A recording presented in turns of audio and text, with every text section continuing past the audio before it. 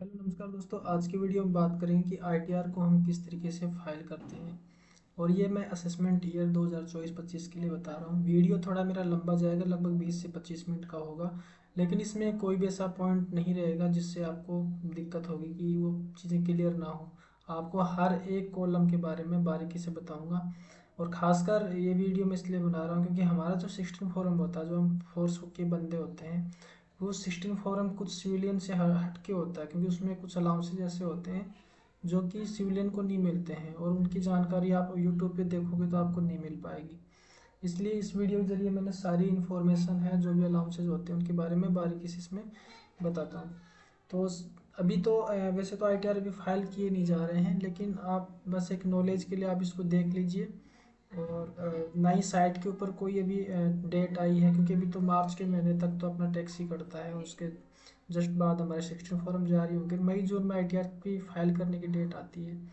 लेकिन मैं ये वीडियो एक नॉलेज के लिए आपको बता रहा हूँ, और जो भी आपको ठीक लगता है तो उसको आप अपनी डायरी में नोट करके रख सकते हैं, या आप वीडियो को दोबारा से भी देख सकते हैं। तो अभी वीडियो को शुरू करते हैं। तो सबसे पहले मैं आपको बता दूं, जब भी आप आईटीआर फाइल करते हैं तो आपके पास तीन चीज़ें होनी बहुत ज़रूरी हैं, जिसमें सबसे पहले आपको फॉर्म 16 की आवश्यकता पड़ेगी।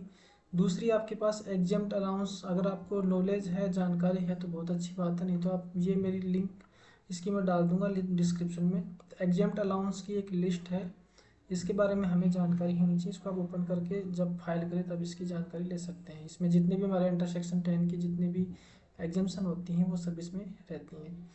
इसके अलावा फिर आपके पास जो एटीडी की जो डिडक्शंस होती हैं उनके बारे में आपको जानकारी होनी चाहिए, उसकी भी मैं इसमें लिंक डाल दूंगा। तो वहाँ से आप ओपन करके इजीली तरीके से आप आईटीआर को फाइल कर सकते हैं। अभी मैं एक एक्सेल शीट ओपन कर रखा हूँ, जो कि हूबहू बिल्कुल आप जो ऑनलाइन फाइल करते हैं उसी तरीके से है, सेम है बिल्कुल, इसमें कोई वो नहीं है। क्योंकि अभी मैं इसको दिखाने वाला था ऑनलाइन, बट वहाँ पर ऐसा कोई ऑप्शन अभी मिल नहीं रहा है कि ये सब जानकारी मैं आपको दिखा सकूँ, तो उसमें अभी है नहीं। तो इसलिए मैं एक्सेल शीट के ऊपर आपको समझा रहा हूँ, लेकिन जितने भी कॉलम है बिल्कुल सेम है, जो आप ऑनलाइन फाइल करते हैं वैसे के वैसे कॉलम इसमें। तो अभी शुरू करते हैं। जैसे सबसे पहले इसमें बाय डिफ़ॉल्ट होता है, जब हम फर्स्ट पेज को ओपन करते हैं तो वहाँ पे आप देखेंगे कि नाम है और पैन डिटेल्स है, पैन कार्ड का नंबर, ये बाय डिफ़ॉल्ट होते हैं, आपको इसमें डालने की जरूरत नहीं होती है। इसके बाद में आधार कार्ड नंबर भी वहाँ पर आपको बाय डिफ़ॉल्ट मिलेगा। जस्ट उसके नीचे है आपका एड्रेस रहेगा, एड्रेस भी आपको बाय डिफ़ॉल्ट उसमें मिलेगा। उसको चाहें तो आप एडिट कर सकते हैं, बाकी आपका बाय डिफ़ॉल्ट रहता है उसमें। इसके बाद में जो मेन जो आपका जो एक ऑप्शन आता है, are you opting for new tax regime under section 115 BSC, इसको आपको सेलेक्ट करना पड़ता है। तो मैं इसके बारे में बताता हूँ ये क्या है। ये न्यू टैक्स रिजीम मतलब आप कौन से टैक्स रिजीम के तहत आप अपना आईटीआर को फाइल करना चाहते हैं। टैक्स रिजीम है वो दो है, एक ओल्ड है एक न्यू है। और टैक्स रिजीम का मतलब है कि ये जो एक ओल्ड टैक्स स्लैब है, एक न्यू टैक्स स्लैब है, और इन दोनों का एक अंतर है कि जो ओल्ड टैक्स स्लैब होती है उसकी जो टैक्स रेट है वो अलग होती है, न्यू टैक्स स्लैब है उसकी टैक्स रेट अलग होती है। और दूसरा जो इसका अंतर होता है, जो हम ओल्ड टैक्स स्लैब के तहत अगर हम आईटीआर को फाइल करते हैं तो उसमें जितनी भी 80 की सेक्शन होती हैं, जैसे 80C है, 80D है, 80G है, 80E, मतलब जितनी भी सेक्शन होती हैं उन सब की आप डिडक्शन यानी कि एग्जाम्पशन ले सकते हो ओल्ड टैक्स स्लैब में। लेकिन न्यू टैक्स स्लैब में कुछ गिनी चुनी सेक्शन है, तीन चार, जो कि उसी की आप उसमें डिडक्शन या एग्जाम्पशन ले सकते हो, आप उसको कम नहीं कर पाओगे। तो यही इसका अंतर है। तो हमारे लिए बेनिफिशियल है वो है ओल्ड टैक्स स्लैब, तो वो हमारे लिए ठीक है। तो अगर आपको ओल्ड टैक्स स्लैब को सिलेक्ट करना है तो आप यहाँ पे नो करेंगे। यहाँ पे मेरे को लगता है कि आपका क्लियर हो गया होगा ये वाला कॉलम। नेक्स्ट है, इसको आपको छोड़ देना है, ये बाय डिफ़ॉल्ट मिलेगा आपको, इसमें कुछ भी सिलेक्शन नहीं है। ये एक्सेल शीट है इसलिए इसमें सिलेक्शन का ऑप्शन मिल रहा है। जस्ट इसके नीचे आपकी ईमेल एड्रेस होता है, उसमें आपको मेल आईडी पहले से उसमें लिखी हुई मिलेगी, जो आप जब आप प्रोफाइल क्रिएट करते हैं तो उस दौरान आपने जो भी मेल आईडी डाली होगी वो आपको वहाँ पे लिखा हुआ मिलेगा। मोबाइल नंबर आपका बाय डिफ़ॉल्ट रहेगा। अब यहाँ पे ये काम की चीज़ है हमारे लिए कि आप कौन सी सेक्शन के तहत आप आईटीआर को फाइलते हैं। यहाँ पे हम क्लिक करते हैं, देखिए यहाँ पे आपके सामने ये 1 2 3 4 5 5 ऑप्शन मिलेंगे। तो जब हम मई जून में आईटीआर फाइल करेंगे तो यही सेम ऑप्शन आपके सामने रहेंगे। तो उस दौरान हमें इसको 139(1) सेलेक्ट करना है। ये इसलिए सेलेक्ट करना है कि हम बिफोर ड्यू डेट यानी कि जो लास्ट डेट जो हमें दी जाती है ITR के डिपार्टमेंट के द्वारा, उससे पहले हम उसको फाइल कर रहे हैं। तो ये वाला हमें सेलेक्ट कर लेना है। इसके बाद में इसमें ये कुछ नहीं करना है। ये वाला जो रिसिप्ट नंबर ये जब यूज करते हैं, जब हम ITR को रिवाइज करते हैं, तब ये हमें फिलअप करनी पड़ती है। हम तो फ्रेश ITR फाइल करें तो हमें इसकी ज़रूरत नहीं है। अभी चलते हैं हम 16 फॉर्म के ऊपर। अभी हमें 16 फॉर्म की ज़रूरत पड़ेगी। तो जैसा कि मैंने अभी 16 फॉर्म ओपन कर लिया है मेरा, और इसके बाद में हम एग्जाम अलाउंस की लिस्ट भी ओपन कर लेते हैं। इसके बाद में जो ये इनकम टैक्स 80 DDB है, ये वाला मैं इसमें ओपन कर लेता हूँ। इसके बारे में आपको बताऊँगा। तो सबसे पहले 16 फॉर्म में चलते हैं। तो जो 16 फॉर्म है वो भी मेरा जो फाइनेंशियल ईयर है वो 2022-23, असेसमेंट ईयर 2023-24। जो मैं एक्सेल शीट भी ओपन कर रखा हूँ वो भी 2023-24 की ओपन कर रखा हूँ। तो अब हम इसमें फिगर डालना शुरू करेंगे। जैसा कि अभी 16 फॉर्म में आप देखेंगे ग्रोस सैलरी है वो 9,74,236 रुपये है। तो इसी सेम आप ग्रोस को यहाँ से उठाना है और इसको हमें यहाँ पे फिलअप कर देना है। तो यहाँ पे मैंने ऑलरेडी इसमें फिलअप कर दी, यहाँ वाले कॉलम में आपको फिलअप कर देना है। तो ये वाला भर देंगे। ऐसा ही आपको वहाँ पे ऑनलाइन फाइल करेंगे तब भी आपको यही ऑप्शन मिलेंगे। जो इस वाले ऑप्शन में आपको जो इसमें लिखा है ना 17(1) लिखा है, सैलरी एज पर सेक्शन 17(1), इसमें आपको वो अमाउंट फिलअप कर देना है। ऊपर वाले कॉलम में ऑटोमेटिकली आ जाएगा। इसके बाद में यहाँ पे आप नीचे आएंगे जो value for prerequisites as per section. तो ये ये वाला अगर आपका कोई अमाउंट है तो इसमें आप फिलअप कर सकते हैं। बाकी ऐसा कुछ होता नहीं है तो इसको हम छोड़ देते हैं। यहाँ से आप नीचे चलेंगे। हमारे लिए यहाँ पे काम की चीज़ है जो less allowance to the extent exempt under section 10, जिसके बारे में मैंने आपको पहले बताया। ये वाला हमारे काम का है। तो इसके कुछ अलाउंस हैं इस सेक्शन में, तो उनकी हम छूट लेते हैं। जैसा कि 16 फॉर्म में लिखा रहता है, और कुछ अलाउंसेज ऐसे होते हैं जिनके बारे में 16 फॉर्म में लिखा नहीं रहता, लेकिन हमें अगर जानकारी है तो हम उसकी छूट ले सकते हैं। जैसा कि मैं मेरे 16 फॉर्म के अनुसार बताता हूँ आपको। तो इसमें जैसे सबसे पहले ड्रेस अलाउंस दिया है, इसमें 10,000 रुपये का अमाउंट है। तो इस अमाउंट को हम यहाँ पे शो कर सकते हैं, जैसा कि मैंने यहाँ पे शो किया है सेक्शन 10(14)(1)। अब आपको ये कैसे पता चला कि आपको कौन सी सेक्शन सेलेक्ट करना है? जैसे यहाँ पे देखेंगे यहाँ पे काफ़ी सारी सेक्शन मिलेंगी। जब ऑनलाइन फाइल करेंगे तब भी आपको ऐसे ही सेक्शन मिलेंगे सेलेक्ट करने के लिए। तो आपको इसके लिए वो जो मैंने आपको PDF बताई थी उसमें आपको देख लेना है ताकि आपको ईजी रहे। अब मैं आपको PDF दिखाता हूँ। ये एग्जाम अलाउंस की PDF है, डिस्क्रिप्शन में लिंक मिल जाएगा, वहाँ से आप इसको डाउनलोड कर सकते हैं। यहाँ पे देखेंगे यूनिफॉर्म अलाउंसेस के सेक्शन अंडर सेक्शन 10(14)(1)। तो इस वाली सेक्शन को हमें सिलेक्ट करना है और जो भी आपका अमाउंट है उसको यहाँ पे आपको फिलअप कर देना है। जैसा कि मेरा अमाउंट था 10,000 रुपये था, तो मैं यहाँ पे 10,000 रुपये का अमाउंट दिखा दिया। और 10,000 रुपये का जो फुली एग्जाम्प्ट है, ये जितना भी आपको यूनिफॉर्म अलाउंस मिलता है फुली एग्जाम्प्ट होता है। इसके बाद अब दोबारा से हम 16 फॉर्म पे चलते हैं। तो यहाँ पे देखते हैं कौन सा अलाउंस है। जैसे इसमें स्टूडेंट डिडक्शन है, स्टूडेंट डिडक्शन है वो बाय डिफ़ॉल्ट आपका जब ऑनलाइन फाइल करेंगे तो आपका बाय डिफ़ॉल्ट रहेगा। जैसे हम यहाँ पे देख सकते हैं पहले से ही लेस करके उसमें दिखाता है वो, तो ये एडिबल नहीं है। और आप जब ऑनलाइन फाइल करेंगे तो भी उसमें आपको बाय डिफ़ॉल्ट रहेगा तो उसमें आपको कोई एडिट करने की जरूरत नहीं है। आपको भारत सरकार 50,000 डिडक्शन देती है। अब नेक्स्ट चलते हैं दोबारा से हम 16 फॉर्म पे। तो यहाँ पे देखेंगे रिकवरीज एक लिखी हुई है 2484 रुपये की। अब इस वाले अमाउंट को हम कैसे दिखाएंगे? रिकवरी के लिए काफ़ी आदमी सोचते हैं यार मैं इसको कहाँ दिखाऊँ, कहाँ शो करूँ, मेरे को तो पता ही नहीं है। जबकि आपको जो रिकवरी वाला जो अमाउंट होता है आपको सैलरी में पहले, जैसे मान लीजिए कोई भी आपका अमाउंट है, मान लीजिए आपको कोई अलाउंस मिला है, हो सकता है कोई भी अलाउंस उसकी आपको राशि मिल गई, जैसे मान लीजिए 20,000 मिल गई, लेकिन आपके डिपार्टमेंट को पता लग गया 20,000 इसको हम एक्स्ट्रा दे दिए हैं, तो उसकी क्या रिकवरी करना शुरू कर देता है। तो वो 20,000 उन्होंने ले लिए, लेकिन आपका जो 16 फॉर्म तो अपडेट हो गया है और 20,000 के ऊपर आपको टैक्स भी दिया है आपने, तो हम अब क्यों टैक्स दें? तो इसलिए आपको इस अमाउंट को लेस कर देना है। लेकिन आपको पता होना चाहिए कि इस साल मेरे कौन कौन से अमाउंट की रिकवरी हुई है, उसका आपको मालूम होना चाहिए। वो आप अपनी सैलरी से चेक कर सकते हैं, और अगर 16 फॉर्म में दिया हुआ है तो बहुत अच्छी बात है, नहीं तो आप सैलरी से आपकी जो पे स्लिप है उससे आप चेक कीजिए। तो इस वाले अमाउंट का हम दिखाएंगे यहाँ पे।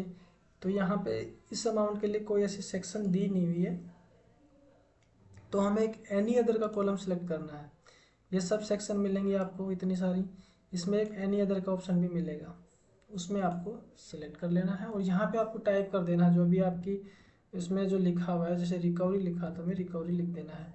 जितना अमाउंट है उस अमाउंट को हमें यहाँ पे, जैसे उसमें कितना था 2484 रुपये था, मैंने यहाँ पे इसको दिखा दिया 2484 रुपये। अब हम नीचे आते हैं, अब 16 फॉर्म पे चलते हैं। अब देखिए इसमें कुछ अलाउंस ऐसे हैं जिसके बारे में आपको बताना चाहूँगा। एग्जाम्प्ट अलाउंस वाले इसको मैं खोल लेता हूँ। तो सबसे पहले तो मैं आपको एक अलाउंस, ये जो 23 नंबर सीरियल नंबर भी आपको दिख रहा होगा, इसके बारे में आपको बता देता हूँ क्योंकि अधिकतर ये मिलता है सबको। जैसे कि मान लीजिए कि पैरामिलिट्री फोर्स है, जिसमें मैं सीआरपीएफ की बात करना चाहूँगा। बाकी सब फोर्स हैं, सब ड्यूटियाँ कर रही हैं, तो उनको भी ये अलाउंस मिलता है, लेकिन हो सकता है कि इसके नाम कुछ अलग अलग हो सकते हैं। सीआरपीएफ में जैसे जो कोबरा को, आपका कोबरा का नाम सुना होगा आपने, तो कोबरा बटालियन होती है, उसमें एक अलाउंस मिलता है कोबरा अलाउंस के नाम से, और उसकी हर महीने की जो अलाउंस की जो पैसा मिलता है वो 17,300 रुपये मिलता है। तो 17,300 मिलता है, तो उस जो कोबरा अलाउंस होता है वो highly active field area allowance के अंदर आता है। उसमें हमको 4200 रुपये पर मंथ आपको एग्जामेशन मिलती है। काफ़ी आदमी पूछते हैं कि कोबरा अलाउंस फुली एग्जाम्प्ट है क्या? नहीं भाई, फुली एग्जाम्प्ट नहीं है। आप किसी डिस्टर्ब इलाके में ड्यूटी कर रहे हो तो उसके लिए आपको ये चीज़ें दी जा रही हैं, रिस्क के लिए आपको पैसे दिए जा रहे हैं, तो उस पैसे के लिए आपको यहाँ पे एग्जामेशन मिलती है। इसके अलावा आपको सीआरपी में एक रिस्क अलाउंस मिलता है, तो उसके ऊपर भी आपको 4200 रुपये पर मंथ की आपको ये एग्जामेशन मिलती है। अब दूसरी जो पैरामिलिट्री जैसे अब एसएसबी बीएसएफ उनको अलग किसी नाम से मिलती होगी, तो उस अलाउंस के लिए आपको यह जो सेक्शन है इसको सिलेक्ट करना है। अभी मेरा देखिए यहाँ पे अब 16 फॉर्म में भी नहीं डाला है इन्होंने, जबकि मैं ऑलरेडी कोबरा में पोस्टेड रहा हूँ, इसमें इन्होंने नहीं डाला है। तो अभी इस अमाउंट को हम शो कर सकते हैं, लेकिन हमें ज़रूरत नहीं है यहाँ पे। अगर डाला है तो बहुत अच्छी बात, नहीं डाला तो हमें कोई प्रॉब्लम नहीं। आपको बस यहाँ पे सिलेक्ट करना है। अब ये कौन सी सेक्शन में आता है, आपने सेक्शन इसमें देख ली होगी, जो एग्जाम्प्ट अलाउंस का, इसके अंडर सेक्शन 1014(2) में आता है। तो मैंने 1014(2) को सिलेक्ट कर लिया यहाँ पे, और यहाँ पे आपका जो भी अमाउंट है उसको आपको यहाँ पे डाल देना। जैसा कि 4200 रुपये एक महीने के हैं, तो 12 महीने के 50,400 रुपये हो गए, तो मैंने इतना अमाउंट इसमें डाल दिया। यहाँ पे आपका ये क्लियर हो जाता है अंडर सेक्शन 10 का, एज पर मेरे 16 फॉर्म के अनुसार।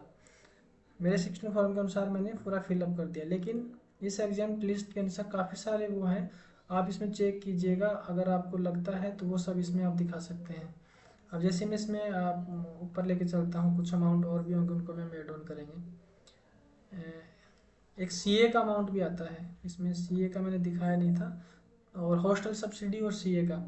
तो इसके बारे में बताता हूँ। जो सीए का जो होता है, एक बच्चे पे आपको 100 रुपये पर मंथ आपको छूट मिलती है। जब आपको सीए मिलता है 27,000 रुपये मिलते होंगे, तो 27,000 रुपये पूरा एग्जाम्प्ट नहीं होता है। वो कोई कुछ बोलते हैं बोला सर सीए तो पूरा एग्जाम्प्ट होता है, नहीं ऐसा कुछ नहीं है। सीए ऐसे, सीए और हॉस्टल सब्सिडी एक ऐसा अलाउंस है जिसके ऊपर बहुत कम एग्जाम्शन मिलती है हमें। तो इसमें 100 रुपये पर मंथ के हिसाब से एग्जाम्शन आपको मिलती है।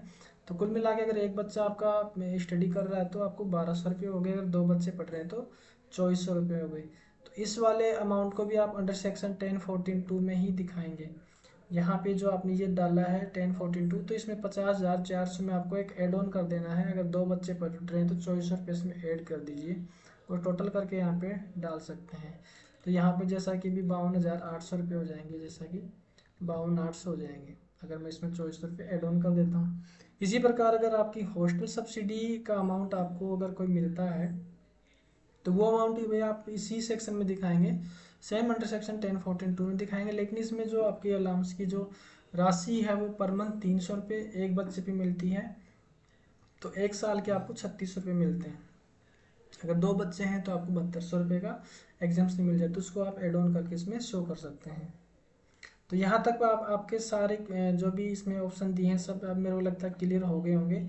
फिर भी इसके अलावा आपकी देखिए यहाँ पे पीडीएफ फाइल में काफ़ी सारे अलाउंस मैंने इसमें डाल रखे हैं। एचआरए का भी इसमें डाला है मैंने, इनकेसमेंट भी है ऑफ लीव ऑन रिटायरमेंट, और इसमें काफ़ी सारे हैं, तो आप इसको चेक कर लीजिए। आपको देखिए कि फर्स्ट में एक और है, गैलेंट्री अवार्ड का भी है इसमें। अगर किसी को कोई पीएमजी वगैरह का जो अमाउंट मिलता है, शौर्य चक्र हो गया, तो काफ़ी सारे उसके अलग अलग जो भी हमारे अवार्ड होते हैं गैलेंट्री अवार्ड, उसका एक अलग अलग अमाउंट आपको मिलता है। तो उस अमाउंट का फुली एग्जाम्प्ट है, लेकिन उसको कौन सी सेक्शन सेलेक्ट करनी है, ये वाले अंडर सेक्शन 10-18 को आपको सिलेक्ट करना है। तो इसको मैं आपको दिखाता हूँ, अगर इसमें है, देखिए यहाँ पे हम सिलेक्ट कर लेते हैं, एक हमने ये किया। अब इसमें देख लेते हैं 10-18 की कोई सेक्शन है क्या इसमें। तो इसमें 10-18 की सेक्शन नहीं है, तो आपको कुछ नहीं करना है, यहाँ पे आपको एनी अदर सेलेक्ट करना है और इसके अंदर आपको डाल देना है। और यहाँ पे आप जो जैसे एनी अदर को दोबारा से आप सिलेक्ट कर लीजिएगा, यहाँ पे ये हो गया। और यहाँ पे आपको यहाँ लिख देना है ये किसका है, गैलेंट्री अवार्ड का, आपको कौन सा सौर्य चक्कर है, पीएमजी जो भी है, पीपीएमजी है, उसको यहाँ पे दिखाना है और उस अमाउंट को यहाँ पे दिखा देना है, वो फुली एग्जैम्प्ट है आपकी। इसके बाद में हम चलते हैं नेक्स्ट। जब नीचे चलते हैं, सबसे पहले हम खोल लेते हैं 16 फॉरम। अब 16 फॉरम में ये वाले अमाउंट हमारे सारे क्लियर हो गए। अब यहाँ पर आ जाती है 80 की जो डिडक्शंस हैं उसके बारे में अब जान लेते हैं। अब सबसे पहले जो 80 सी के अंदर देखिएगा आप, यहाँ पे दिया हुआ है मेरे 16 फॉरम के अनुसार मेरा डीसीपीएस का अमाउंट करता है जीपीएफ/डीसीपीएस। देखिए हम 2003 के बाद वाले भर्ती हैं, मैं तो 2003 के बाद का भर्ती हूँ, तो मेरा डीसीपीएस का अमाउंट करता है। मिलिट्री वालों को है, जो भी आर्मी नौसेना है और जो एयरफोर्स है उनको तो पेंशन लागू है, लेकिन पैरामिलिट्री फोर्स को पेंशन लागू नहीं है, उनका एक एनपीएस के अंदर अमाउंट जाता है, तो मेरा भी एनपीएस में अमाउंट जाता है। तो इस वाले अमाउंट को हमें कहाँ शो करना है, अगर आपको जीपीएफ मिलता है तो जीपीएफ वाले अमाउंट को आप दिखा सकते हैं एटीसी के अंदर। तो इस वाले अमाउंट को हमें करना है ऐड एटीसी के अंदर। तो हम चलते हैं, थोड़ा सा स्क्रॉल डाउन करते हैं, यह सब जो जानकारी है यहाँ तक हमारे काम की। इसके बाद में ये वाले सब ऑटोमेटिकली लेता है।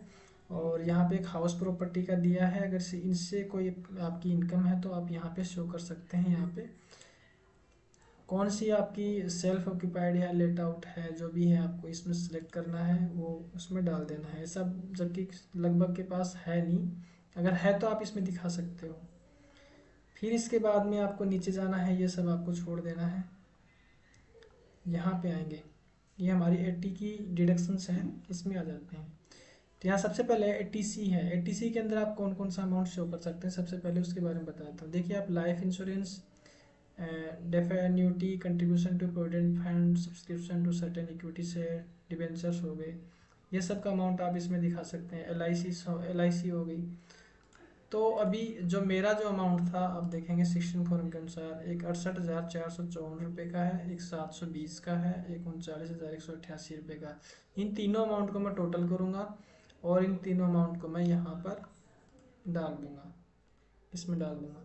इसके अलावा मैं आपको और बता देता हूँ कि इसमें आप कौन कौन सा अमाउंट और ऐड कर सकते हैं। इसके लिए देखिए मैं ऑफिशियल साइट ओपन कर रखा हूँ, यहाँ पे आपको दिखाता हूँ। ये एटीसी के कॉलम है, यहाँ पे देखिए ये एटीसी कॉलम है। इसके अंदर देखिए मैंने काफ़ी सारी चीज़ें बता दी, लेकिन ये ट्यूशन फीस हो जाता है। अगर मान लीजिए आपके बच्चे पढ़ रहे हैं, आप उनको ट्यूशन वगैरह करवाते हैं, तो उस ट्यूशन फीस को भी आप उसमें शो कर सकते हैं, लेकिन आपके पास एक वैलिड बिल होना चाहिए। अगर आपको इन फ्यूचर इनकम टैक्स आपसे पूछ ले कि हाँ भाई आपने दिखाया इतना अमाउंट, कहाँ आपके बिल कहाँ है, तो आप उसको रखिएगा। तो इसमें ट्यूशन फीस का अमाउंट भी आप इसमें शो कर सकते हैं। अब 16 फॉर्म पे चलते हैं दोबारा से। तो यहाँ पे आप देखेंगे, नीचे चलते हैं, ये वाला अमाउंट है डीसीपीएस मैचिंग गवर्नमेंट कंट्रीब्यूशन एनपीएस। देखिए पैरामिलिट्री फोर्स के लिए आप यूट्यूब पे काफ़ी सारे वीडियो देखेंगे, लेकिन आपको ये सब जानकारी आपको नहीं मिलेंगी। तो इसमें आपको अमाउंट दिखाया 95,836 रुपये। देखिए ऊपर भी डीसीपीएस का अमाउंट था, ये डीसीपीएस का अमाउंट वो है जो आप खुद से कटाते हैं, जो आपकी सैलरी होती है, आपकी बेसिक प्लस डीए दोनों को मिला के। मान लीजिए आपकी बेसिक सैलरी है 40,000 रुपये और आपको डीए जो भी आज के डेट में जितना परसेंटेज है, उस डीए को हम उस 40,000 में ऐड कर देंगे, उसका जो 10% निकालेंगे वो वाला अमाउंट ये है। ठीक है, ये अमाउंट वो है। तो ये आप खुद से कंट्रीब्यूट कर रहे हैं। ठीक है, इसके बाद में जो ये वाला 12 नंबर सीरियल नंबर में देखेंगे, डीसीपीएस मैचिंग गवर्नमेंट कंट्रीब्यूशन है। आपके गवर्नमेंट भी आपके एनपीएस अकाउंट में, जो आपका प्रान कार्ड का जो अकाउंट खोल रखा है परमानेंट अकाउंट नंबर, उसमें भी आपका कंट्रीब्यूशन गवर्नमेंट करती है, आप खुद तो करते ही करते हैं, गवर्नमेंट भी करती है। अब इसका मैं आपको दिखा देता हूँ कि इसमें कितना परसेंटेज होता है। अब यहाँ पे देखिएगा आप, ये दिया है इसमें, अगर आप सेंट्रल गवर्नमेंट या स्टेट गवर्नमेंट के कर्मचारी हैं तो आपका 14% सैलरी का 14% सैलरी में आएगा, वही बेसिक सैलरी प्लस डीए। उसका 14% वो आपकी जो डिपार्टमेंट है वो कंट्रीब्यूट करता है आपके एनपीएस अकाउंट में। तो उस अमाउंट को हमें किस में दिखाना है, सेक्शन 80 CCD 2 के अंदर, इस वाले में आपको शो करना है। तो आपको कहाँ दिखाना है, 80 CCD 2, यहाँ पे आपको अमाउंट दिखा देना है, जैसा कि मैंने इसमें दिखा दिया। जो मेरा 16 फॉर्म में था 95,836, उसको मैंने यहाँ पे दिखा दिया। ठीक है, ये आपका यहाँ पे क्लियर हो गया होगा। इसके अलावा देखेंगे यहाँ पे, देखिए आपको एक मैं इसमें अलग से आपको बताना चाहूँगा। यहाँ पे जो ATC और ATCC ATCCD 1, ये तीन जो सेक्शन है, जैसा कि इसमें आप देखिएगा ATCC ATCCD 1, यहाँ तक ये तीनों सेक्शन सेम है। इस पे आपको मैक्सिमम लिमिट 1,50,000 की ही मिलती है। लेकिन इसके बाद जो एक ATCCD 1 भी है, अगर आप मान लीजिए खुद से कोई पेंशन स्कीम का अपने अकाउंट ओपन कर रखा है और उसमें आप पैसे डिपॉजिट करते हैं, तो उस अमाउंट को आप यहाँ पे शो कर सकते हैं और आपको मैक्सिमम जो आपको डिडक्शन है, जो एग्जेम्पशन है, आपको छूट है, वो 50,000 रुपये की मिल जाएगी। कुल मिला के यहाँ से देखिए 80C से लेके ATCCD 1 तक आपको 1,50,000 की डिडक्शन मिल जाती हैं। इसकी अगर आप इसमें भी आकर आपका कोई अकाउंट वगैरह है तो इसमें 50,000 की और मिल जाएगी, यानी कि कुल मिला के ए से लेके डी तक आपको 2 लाख रुपए की मिल जाती है। इसके बाद में जो ATCCD 2 है, ये आपको एडिशनल मिल जाती है, जो आपकी गवर्नमेंट, आपका डिपार्टमेंट आपके एनपीएस अकाउंट में कंट्रीब्यूट करता है 14%, उस अमाउंट को आप शो करते हैं, तो उसकी एक अलग से आपको टैक्स सेविंग मिल जाती है। अब नीचे चलते हैं। 16 फॉर्म का तो मेरा काम ख़त्म हो गया, जो भी 16 फॉर्म में जितनी भी डिटेल्स थी वो मैंने सारी फिलअप कर दी हैं, इसके अलावा कुछ बचा नहीं है। अभी हम चलते हैं, ये जो 80 की जितनी सेक्शन, इसके बारे में आपको मैं इसमें बता देता हूँ कि इसमें कौन सा अमाउंट आएगा। जिसमें अभी देखिए आप 80D का है, 80D की सेक्शन इसमें दी गई है, इस पर हम क्लिक करते हैं। सबसे पहले ये मैंने क्लिक किया, यहाँ पे देखेंगे, देखिए आपको 5,000 रुपये आपको प्रिवेंटिव हेल्थ चेकअप के नाम से आपको छूट मिलती है 1 साल की। तो आप उसको आप इसमें दिखा सकते हो। अब इसकी डिटेल्स मैं आपको दिखा देता हूँ। अब यहाँ पे देखेंगे आप, ये देखिए सेक्शन 80D, अगर मान लीजिए आप स्वयं के लिए, स्पाउस के लिए, या अपने जो डिपेंडेंट आपके बच्चे हैं उनके लिए, आपको 25,000 रुपये तक का, अगर आप जो भी आपने हेल्थ इंश्योरेंस अगर उनका ले रखा है, अपनी इंश्योरेंस करवा रखा है, तो आप 25,000 रुपये तक की एग्जेम्पशन ले सकते हैं, छूट ले सकते हैं यहाँ पे। अगर सीनियर सिटीजन है आप, अगर बुजुर्ग हैं, तो उनके लिए आपको 50,000 रुपये तक का अमाउंट आप इसमें दिखा सकते हैं। इसी अमाउंट के अंदर आपका प्रिवेंटिव हेल्थ चेकअप भी रहेगा। अगर मान लीजिए आपने 25,000 रुपये तक की आपको दिखा दिया, आपने आपका जो भी हेल्थ इंश्योरेंस है उसको दिखा दिया, तो उसके बाद में 5,000 रुपये आप दिखाएंगे, लेकिन 25,000 के अंदर ही इंक्लूड रहेगा, यहाँ पे क्लियरली लिखा हुआ है। इसके बाद अगर आप पेरेंट्स के लिए लेते हैं और अगर वो सीनियर सिटीजन है, तो उनको 50,000 रुपये तक की आपको डिडक्शन मिल जाती है, और अगर सीनियर सिटीजन नहीं है तो 25,000 रुपये की आपको मिल जाती हैं। इस प्रकार से आप इसमें दिखा सकते हैं। और यहाँ पे एक अमाउंट और दिखाया है, deduction toward medical expenditure incurred on a senior citizen if no premium is paid on health insurance coverage for self insured. देखिए डिडक्शन यहाँ पे आपको 50,000 रुपये की मिल जाती है, अगर उनका कोई एक्सपेंडिचर मेडिकल ट्रीटमेंट वगैरह का हो तो वो वाला अमाउंट भी आप यहाँ पे शो कर सकते हैं। तो इसका मेरे को लगता है कि आपको ये भी क्लियर हो गया होगा, इसमें आपको कौन कौन से, अगर मान लीजिए आपका हेल्थ इंश्योरेंस नहीं भी है तो कम से कम आप इस 5,000 रुपये को तो आप इसमें दिखा देना है, क्योंकि इसके लिए आपको किसी डॉक्यूमेंट की रिक्वायरमेंट नहीं होती है। प्रिवेंटिव हेल्थ चेकअप के नाम पे इसकी आपकी कोई डॉक्यूमेंट की जरूरत नहीं होगी, आप इस अमाउंट को शो कीजिएगा इसमें। अब चलते हैं दोबारा से हम इनकम टैक्स वाले इसमें। अब देखिए यहाँ पे एक 80DD का कॉलम है, maintenance including medical treatment of A dependent who is a person with disable. ऐसे व्यक्ति आपके परिवार में हैं जो डिसेबल हैं, तो उनके ट्रीटमेंट के ऊपर जो भी आपने खर्च किया है उस अमाउंट को भी आप इस कॉलम में शो कर सकते हैं 80DD के अंदर। आप इसको पक्का डायरी में नोट कर लीजिएगा, ये सब चीज़ें आपको बहुत काम आएंगी जब आप ITR फाइल करेंगे तब। अब इसमें कितना कितना अमाउंट आपको दिखाना है वो मैं आपको बता देता हूँ इसमें। अब देखिए 80DD है, अगर मान लीजिए जो भी आपका परिवार का सदस्य है और डिसेबल है, अगर वो 80% से कम अगर वो डिसेबल है तो उसको 75,000 रुपये तक की आपको उसमें छूट ले सकते हैं, जितना आप उसके ट्रीटमेंट में आप खर्च किए। आपके पास बिल होने चाहिए, लेकिन इसके लिए 75,000 की आप छूट ले लेंगे और उस अमाउंट को आप यहाँ पे शो कर सकते हैं यहाँ पे, ठीक है।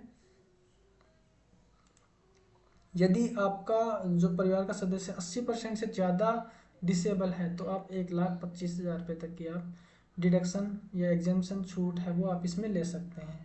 तो ये यहाँ पे इस कॉलम को मैंने क्लियर कर दिया है। अब 80DD भी है, medical treatment of specified disease. अब इसमें कितना अमाउंट हम शो कर सकते हैं ये देख लीजिए। अब यहाँ पे है 80DD भी, deduction toward payment made toward medical treatment of self और डिपेंडेंट फॉर स्पेसिफाइड डिसीज। ऐसी कोई स्पेसिफाइड डिसीज है उसके मैं नाम बताऊंगा आपको। अगर ऐसी कोई बीमारी है किसी व्यक्ति को, आपके परिवार का सदस्य है, तो उनके ऊपर डिडक्शन लिमिट है 40,000 रुपये। लेकिन अगर सीनियर सिटीजन है तो उसको आप उसके ट्रीटमेंट के ऊपर जो भी आपने खर्च किया तो आप 1,00,000 रुपये तक की डिडक्शन ले सकते हैं। अब स्पेशल जो ये बीमारी है इसमें कौन कौन सी है मैं आपको बताता हूँ इसके नाम। यहाँ पे देखिए ये डिमेंटिया है, ये डायस्टोनिया है, ये भाई डॉक्टर वाले नाम है कुछ मेरे को पढ़ने नहीं आता, मोटर न्यूरॉन डिसीज है, एटेक्सिया है।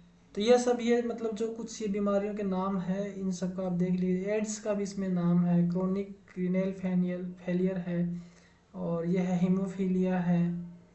मतलब ये जो बीमारी अगर है इस तरीके की बीमारी, कैंसर है, कैंसर का भी इसमें मेंशन है। ये स्पेसिफाइड बीमारियां हैं जो इनकम टैक्स ने इसको डाल रखा है। भाई इस तरह की कोई बीमारी हो जाती है किसी के परिवार के सदस्य को तो वो उसमें डिडक्शन ले सकता है अगर उसने एक्सपेंडिचर किया है, ट्रीटमेंट के ऊपर खर्च किया है तो ये वाला दोनों कॉलम आपके क्लियर हो जाते हैं। अब आते हैं 80E के ऊपर।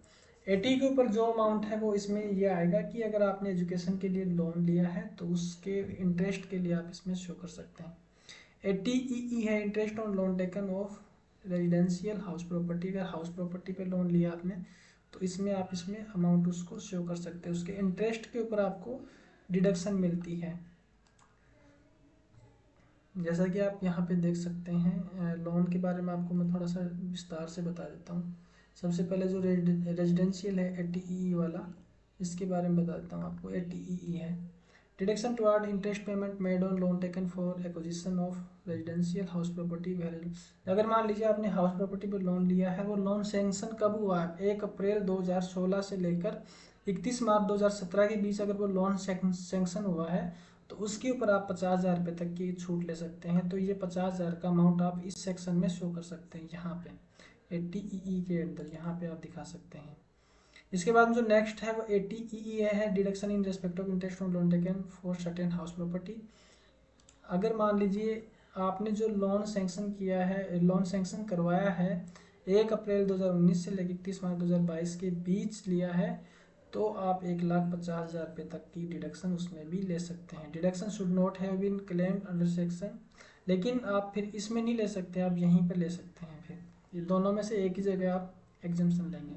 ऐसा नहीं है कि यहाँ पे भी दिखा दिया और फिर जगह उसमें डेट जो दी है ना, डेट के हिसाब से इसमें बताया गया है। अभी नेक्स्ट चलते हैं, यहाँ पे देखेंगे नीचे एक है 80EB। देखिए ये अभी मतलब 1-2 साल से इसको ऐड किया गया था। 80EB है, deduction respect of purchase of electric vehicle. आजकल इलेक्ट्रिक व्हीकल का बहुत ज़्यादा प्रचलन हो गया है और हमारे फौज के एक आर्मी आजकल तो इसका एक गाड़ियाँ रखने का एक शौक हो गया है, तो काफ़ी आदमी इलेक्ट्रिक व्हीकल रख रहे हैं, लेकिन फिर भी उनको पता नहीं है, टैक्स भी दिए जा रहे हैं। तो कम से कम उसका फ़ायदा उठाना चाहिए। हम लोन को ही बैंक को ब्याज भी देंगे, इधर टैक्स भी दे रहे हैं, दोनों जगह नहीं देना है। आपको इलेक्ट्रिक व्हीकल के ऊपर जो इंटरेस्ट आता है, आपने लोन लिया है उसके ऊपर जितना आपने इंटरेस्ट पेड किया है उसके ऊपर आप उसको छूट लीजिए। देखिए यहाँ पे दिखा है 1.5 लाख रुपए तक की आपको लिमिट मिलती है, जितना भी आपने इंटरेस्ट पेड किया उसके ऊपर। तो उस अमाउंट को आप ATEB के अंदर आप उसको शो कर सकते हैं। फिर ATG है डोनेशन टू सर्टेन फंड, अगर मान लीजिए आपने कोई डोनेशन किया है तो उसमें आप उसको शो कर सकते हैं। ATGG है रेंट पेड का है, रेंट पेड वाले मैंने भी इसमें शो किया है। तो रेंट पेड के अंदर आता है 5,000 रुपये तक की आपको इसमें छूट मिलती है अगर 1 महीने की, और 12 महीने के लिए आपको 60,000 रुपये तक। लेकिन इसकी एक मेथड है इसको कैलकुलेशन करने की, वो इस वीडियो में कवर नहीं कर पाऊंगा क्योंकि वीडियो बहुत लंबा हो जाएगा, और नेक्स्ट वीडियो में इसके बारे में आपको बता दूंगा। देखिए यहाँ पे मेथड दे रखी है, रेंट पेड रिड्यूस्ड बाई, आपने जितना भी रेंट पेड किया है इसमें लिखा हुआ क्लियरली, आपने जितना रेंट पेड किया है, मान लीजिए आपने 60-70 हज़ार रेंट पेड किए हैं, उसमें से आपको कितना कम करना है, 10% ऑफ टोटल इनकम। जो 10% आपकी जितनी भी ग्रोस सैलरी बनती है उसकी 10% को आपको उसमें से लेस कर देना है। फिर यहाँ पे सेकंड है 5,000 पर मंथ के हिसाब से, यहाँ पे आपको 60,000 लिखने हैं। फिर यहाँ पे देखिए 25% ऑफ टोटल इनकम, लेकिन excluding long term capital gain, short term capital gain, ये सब इसमें इंक्लूड रहेंगे। 25% यानी कि जितनी आप ग्रोस उसकी 25% निकालिए। तीनों में से जो भी कम होगा, तीनों में से जो भी कम होगा उस वो आपके लिए मतलब डिडक्शन मिलेगी, उस पर छूट मिलेगी। यही लिखा हुआ है, not part of salary, list of following shall be allowed as deduction. ठीक है, तो ये सब आप इसमें से कर सकते हैं। अब हम नेक्स्ट चलते हैं, ATGGA है जो certain donation for scientific research. अगर मान लीजिए इस वाले के लिए आपने कुछ पैसा इन्वेस्ट किया है, या इन्वेस्ट नहीं बोलेंगे इसमें, मतलब आपने डोनेशन किया है, सॉरी मैंने इन्वेस्ट बोला, इसमें डोनेशन अगर आपने किया है ATGGA के अंदर कोई साइंटिफिक रिसर्च वगैरह में, तो उस अमाउंट को आप यहाँ पे शो कर सकते हैं। ऐसा हमारे में है नहीं कोई। ATGGC है डोनेशन टू पॉलिटिकल पार्टी वाला है, ये आप दिखा सकते हैं, काफ़ी आदमी करते हैं जो इंटरेस्ट रखते हैं वो। ATTTA है इंटरेस्ट ऑन सेविंग बैंक, आपको जो सेविंग बैंक के अकाउंट है हमारा, उसमें अगर इंटरेस्ट मिलता है तो उसको आप यहाँ पे शो कर सकते हैं। ATTB interest on deposit in case of resident senior citizen. ठीक है, ATU है in case of person with A disability, any other deduction. ये सब आपको फिलअप कर देना, मैंने हर एक कॉलम को आपको अच्छे से बता दिया है। और ये जो मैं आपको दिखा रहा था इसकी मैं लिंक डाल दूंगा, आप अच्छे से उसको देख लीजिएगा, आपको सारी चीज़ें क्लियर हो जाएंगी। इसके बाद में जैसे आप इतना कर लेते हैं तो यहाँ पे आप नीचे आएंगे, तो यहाँ पे ऑटोमेटिकली ये ले लेगा जो आपका टैक्स कितना कटा है, टैक्स आपका जो कटा था, आपको पेबल कितना है, तो यहाँ पे लिखा है 8 नंबर सीरियल नंबर पे देखेंगे, tax payable on total income, आपको अभी इतना रुपये पेड करने पड़ रहे हैं, इतने रुपये आपको पेड करने पड़ रहे हैं इसके हिसाब से, इस इनकम के हिसाब से। ठीक है, अब मैं आपको एक और जानकारी यहाँ पे देना चाहूँगा कि काफ़ी आदमी ये पूछते हैं, बोला सर हम पूरा रिफ़ंड कैसे करें, हम रिफ़ंड करना चाहते हैं, पूरा रिफ़ंड चाहिए। भाई देखिए आपका जो ये अमाउंट है, आप देखिए आपका ग्रोस सैलरी कितनी थी इसमें, यहाँ पे देखेंगे आपने ग्रोस कितनी डाली, 9,74,236 रुपये। आपने उसमें अंडर सेक्शन 10 की दिखा दिया, यूनिफॉर्म अलाउंस, कोबर अलाउंस, ये सब दिखा के आपने ये कम कर दिया, 65,284। कितनी बच गई है भी आपकी ग्रोस, 9,08,000। 50,000 रुपये आपको इनकम टैक्स डिपार्टमेंट दे रहा, बोला स्टैंड डिडक्शन दे दो इनको, तो अब मिल जाती है यहाँ पे 8,58,952 रुपये आपकी बच जाती है। इसके बाद आप उसमें से भी कम कर लेते हैं, 80 की जितनी सेक्शन है आप उसमें डिडक्शन लिए जा रहे हैं, तो आपकी इनको लेस करने के बाद 5,89,750 रुपये हो जाते हैं। लेकिन अभी जब तक आपकी जो इनकम है, आपकी जो ग्रोस इनकम है 5 लाख से नीचे नहीं आएगी, तब तक आपको पूरा टैक्स है वो रिफंड नहीं होगा।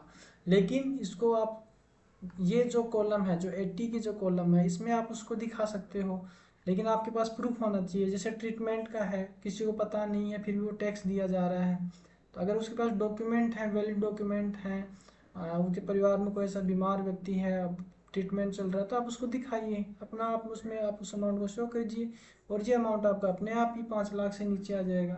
जैसे 4,99,999 रुपये आ जाएगा, पूरा टैक्स आपको रिफंड हो जाएगा। लेकिन गलत नहीं करना है इसमें, ऐसा नहीं है कि हम ऐसे ही कुछ भी गलत इसमें दिखा दें, वो नहीं करना है कभी भी। हम कभी गलत काम कर नहीं सकते क्योंकि हम फोर्स के बंदे हैं, बिल्कुल डिसिप्लिन व्यक्ति हैं, तो हमें इस तरीके के काम नहीं करने हैं, हमारे खिलाफ फिर एक्शन भी बड़ी जल्दी हो जाती है, तो ये सब हमको नहीं करना है बिल्कुल भी। आपको जो अमाउंट बनता है उतना ही आप इसमें भरिए, लेकिन अगर जो आपके पास डॉक्यूमेंट हैं तो आप बिल्कुल भरिए, आप अपना रिफंड लीजिए, पूरा रिफंड लीजिए। ये सब डिटेल्स यहाँ पे आपकी हो जाती हैं। अब नेक्स्ट चलते हैं, TDS पे कॉलम पे चलते हैं, वीडियो बहुत लंबा हो गया है। अब यहाँ पे आ जाते हैं, तो यहाँ देखेंगे जो टैक्स डिडक्शन अकाउंट नंबर, जो इसमें 10 नंबर इसमें ऑलरेडी वहाँ पे फिलअप मिलेंगे आपको, आपके हेड का नाम मिलेगा, जो भी आप बटालियन कमांडेंट के नाम, डीआईजी के नाम, जो भी है उसका नाम मिलेगा। अब यहाँ पे एक कॉलम मिल जाता है आपको इनकम चार्जेबल अंडर सैलरी, इसमें आपको कौन सा अमाउंट डालना है तो मैं आपको बता देता हूँ। इनकम चार्जेबल अंडर सैलरी इसमें क्लियर लिखा हुआ है, उसी को उठाना है आपको, ज़्यादा सोचने की जरूरत ही नहीं है। यहाँ पे देखेंगे आप income chargeable under the head salary, ये जो अमाउंट है इसी अमाउंट को सेम उठाना, 8,58,952 रुपये।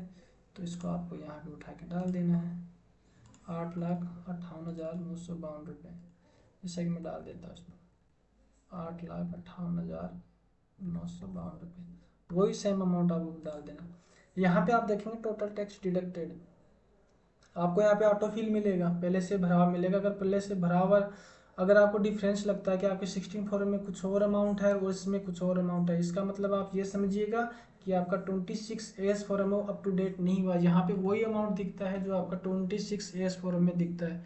अगर आपका 26 एस फॉर्म अपडेट नहीं हुआ है तो आप कृपया करके वेट कीजिएगा जब तक आपका अपडेट ना हो जाए। अगर आपने भर दिया तो आपको जो अमाउंट आपके 26 एस में है वही अमाउंट आपको मिलेगा, ना कि जैसे मान लीजिए आपके 16 फॉर्म में 60,000 रुपये आपकी डिडक्शन हुई है, टैक्स कटा है, 26 एस फॉर्म में दिखा रहा है कि आपके 40,000 रुपये आए।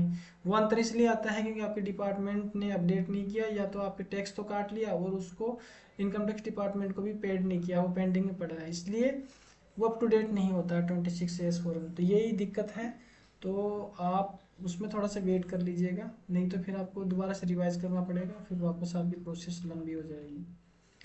तो ये वाला अमाउंट इसमें आपको भर देना है, जैसे 56,169 रुपये इसमें डाला है, तो आप देखिए मेरे 16 फॉर्म में भी उतना ही अमाउंट होगा, 56,170 रुपये। तो इस अमाउंट को आपको यहाँ पे फिलअप कर देना है, ठीक है। और ये बिल्कुल भी 1 रुपये का अंतर नहीं होना चाहिए, मैंने इसमें 169 कर रखे हैं, मैं इसको 170 रुपये कर देता हूँ। बिल्कुल अगर 1 रुपये का भी डिफरेंस आ गया, आपका ITR है मिसमैच होकर आपका रिटर्न कैंसिल कर दिया जाएगा। ये सब होने के बाद में आपको जाना है TCS में, कुछ अपना है नहीं, आपको जाना है टैक्सेज पेड एंड वेरिफिकेशन में जाना है। यहाँ पे आपका ऑटोमेटिकली ले लेगा आपका टैक्स कितना कटा है, आपको रिफंड होने वाली जो राशि है वो कितनी है, यहाँ पे अपने आप दिखा देगा। मैंने दिखाया था आपको पहले कि आपका 12,000 रुपये कट रहे हैं, यहाँ पे आपके 12,000 आपको पेड करने में, इसको लेस करने के बाद में यहाँ पे आपको जो रिफंड होगा आपके अकाउंट में 42,200 रुपये होंगे। इसके जस्ट नीचे आपको अपनी बैंक डिटेल्स मिलेंगी, ऑनलाइन फिलअप करते हैं तो इसी के जस्ट नीचे आपको बैंक डिटेल्स मिलती हैं, तो वहाँ पे अपना IFSC कोड है, नेम ऑफ बैंक है, अकाउंट नंबर है, वो आपको फिलअप कर देना है। साथ ही साथ अगर आपने 2 अकाउंट उसमें अगर एड ऑन कर रखे हैं तो उसमें एक को सिलेक्ट कर लेना है, जैसे टिक मार्क करना है उसमें कि कौन से अकाउंट में आपको रिफंड चाहिए, उसको सिलेक्ट करना है और उसको वैलिडेट ज़रूर करना है। वैलिडेट करने के लिए भी मैं आपको एक अलग से वीडियो बनाऊंगा इस साल के लिए, तो उसको वैलिडेट भी आपको कर लेना है। वैलिडेट नहीं होगा तो आपके अकाउंट में पैसे नहीं आएंगे। इसके बाद में यही एक प्रोसेस थी, इसके जस्ट बाद में तो जो ऑनलाइन हम जब फिलअप करेंगे तब मैं आपको दिखाऊंगा। उसके बाद क्या होता है कि आपको E-वेरीफाई करना होता है, जो आधार कार्ड से आप अपने pan card bank account number से कर सकते हैं। तो वीडियो तो लंबा हो गया, लगभग 40 मिनट का होने जा रहा है, लेकिन मेरे को लगता है कि जो भी आपको जानकारी चाहिए थी वो सब मैंने इसमें शेयर की हैं। अगर वीडियो आपको पसंद आता है तो वीडियो को आप लाइक कीजिएगा और कमेंट कीजिएगा, ताकि नेक्स्ट वीडियो में आपको मैं उस चीज़ को कवर कर सकूं। जो भी आपको जहां दिक्कत होती है तो पक्का बताइएगा। थैंक यू दोस्तों।